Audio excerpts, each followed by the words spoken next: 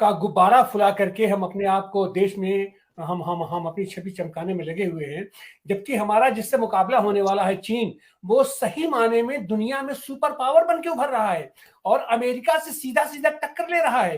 पूरी दुनिया के बाजार पर उसका कब्जा जमा रखा है वो आपने तमाम माध्यमों से। और हम अपने यहाँ उत्पादन कार्य नहीं कर रहे हैं। हमारे यहाँ के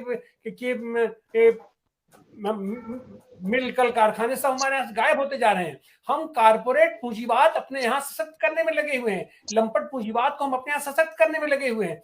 ऐसी हालत में ये जो हमारी विदेश नीति है, शुतुरमुर्गी विदेश नीति जिसको हम कह सकते हैं, एक जमाना हुआ सकता था कि नॉन अलाइंड मूवमेंट करीब 150 देशों का हम नेता हुआ करते थे और वो हमने इस्टेब्लिश किया था अपने आप में। और आज की तारीख में ये एक फॉर्मल तरीके से G20 की अध्यक्षता हमारे भारत के पास आ गई है, तो उसमें भी हम अपनी व्यक्तिगत छवि चमकाने में लगे हुए हैं। तो इस तरीके से देश की राजनीति हमारी कहाँ जा रही है, हम कहाँ खड़े होने जा रहे हैं, देश की सुरक्षा पर क्या क्या असर करने वाला है, जो हम अभी जो फिलहाल संघर्ष चल रहा है हमारी सीमा पर। रामस्वरूप मंत्री जी। धन्यवाद तिवारी जी। सभी साथियों को नमस्कार। रविशंकर जी से लेकर बोहरा जी और तमाम साथियों ने, खालिद भाई ने विस्तार से चीन के मुद्दे को, चीनी हमले को लेकर, चीन की साम्राज्यवादी पॉलिसी को लेकर विस्तार से अपनी बात कही है। मैं 2-3 मुद्दों पर इस चर्चा में अपनी बात रखना चाहूंगा। पहला मुद्दा है तिब्बत। तिब्बत को समाजवादी और डॉक्टर लोहिया के जमाने से तिब्बत को बफर स्टेट, स्वतंत्र राष्ट्र माना जाता रहा था और हमेशा तिब्बत की स्वतंत्रता के लिए समाजवादियों ने लगातार प्रयास किए हैं। लेकिन तिब्बत पर अतिक्रमण सबसे पहले किया है चीन ने, और उस तिब्बत पर निगाह रखने के लिए उसके तवांग जो है, अरुणाचल प्रदेश से बिल्कुल सटा हुआ है तिब्बत, और उस तिब्बत पर निगाह रखने के लिए चाहता है चीन के अरुणाचल प्रदेश की तवांग घाटी और उससे 30-35 किलोमीटर दूर यांगन से जो जगह है वहां पर कब्जा चाहता है, ताकि 35,000 किलोमीटर ऊपर से वह तिब्बत पर नजर रख सके। दलाई लामा, जब से दलाई लामा को भारत में शरण दी गई है, तिब्बत के नेता दलाई लामा को जब से भारत में शरण दी गई है भारत सरकार ने, तभी से उनकी निगाह में खटक रहा है।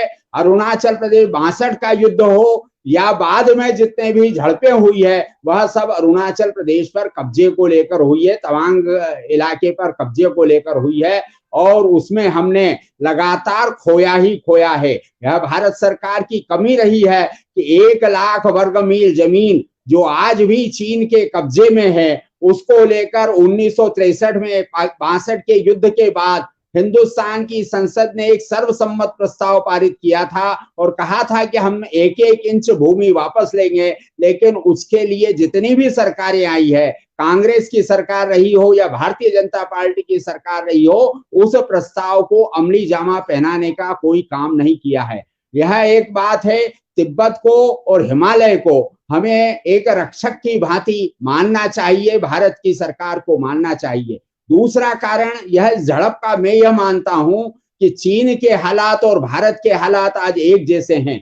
दोनों में जो सत्ता पर बैठे हुए लोग हैं, चाहे चीन में जिनपिंग हो, चाहे हिंदुस्तान में मोदी हो, दोनों की सरकारें हिल रही है, तमाम तरह की समस्याओं से जूझना पड़ रहा है।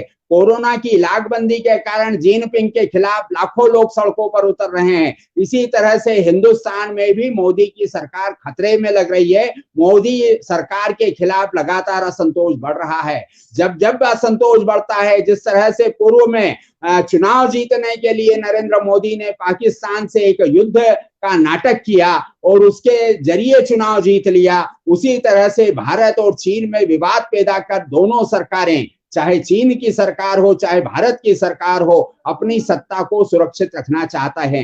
नहीं तो क्या कारण है कि 9 जुलाई को मुठभेड़ होती है, 300 से 400 चीन के सैनिक हमारी सीमा के अंदर आ जाते हैं कि नाले को पार करके सीमा में आ जाते हैं, वहां झड़प होती है, लाठी से लात घूसों से लड़ाई होती है दोनों सेनाओं के बीच में, हमारे सैनिक घायल होते हैं, उनके सैनिक घायल होते हैं, लेकिन भारत की सरकार उस पर चुप्पी साधे रहती है। जब इंडियन एक्सप्रेस जैसे बड़े अखबारों ने और दूसरे समाचार पत्रों ने इस मामले को उठाया, तब जाकर हमारे रक्षा मंत्री जवाब देने के लिए तैयार होते हैं। लेकिन हमारे जो लगातार कई बार मन की बात कहने के लिए मैदान में आ जाते हैं, हमारे प्रधानमंत्री इस बड़ी घटना जो अंतर्राष्ट्रीय सवाल है, जो अंतर्राष्ट्रीय विदेश नीति को लेकर मामला है, उस पर चुप्पी साधे रहते हैं।